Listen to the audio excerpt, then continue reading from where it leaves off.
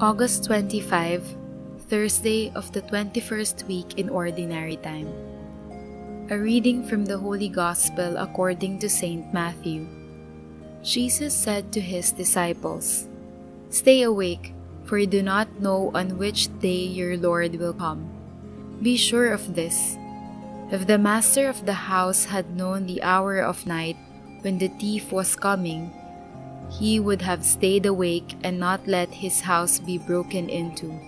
So too, you also must be prepared, for at an hour you do not expect, the Son of Man will come.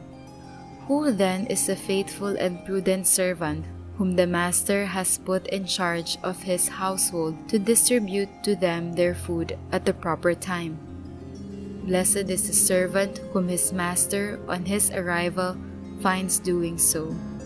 Amen, I say to you, he will put him in charge of all his property.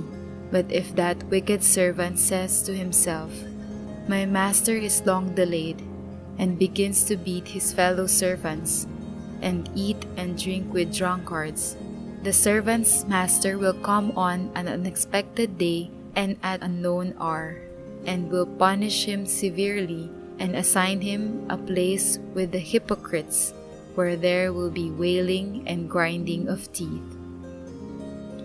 The Gospel of the Lord. You also must be prepared.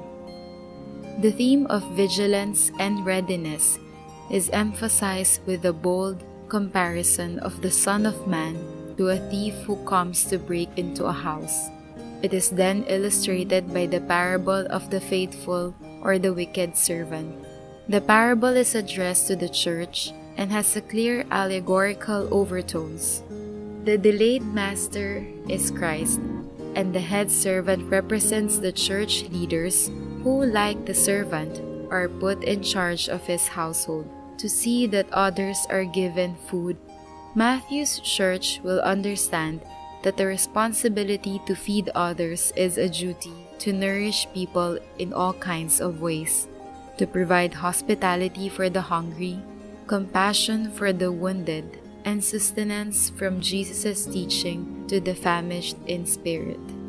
It is interesting to observe that the trouble begins when the head servant begins to lose a keen sense of his master's arrival and to think more about what he can do during the long and monotonous delay than about what the master will find when he comes back. In other words, it is the loss of Advent expectation that leads to violence and dissipation. When the church no longer anticipates God at any time, discouragement, conflict, and slackening of mission seep in.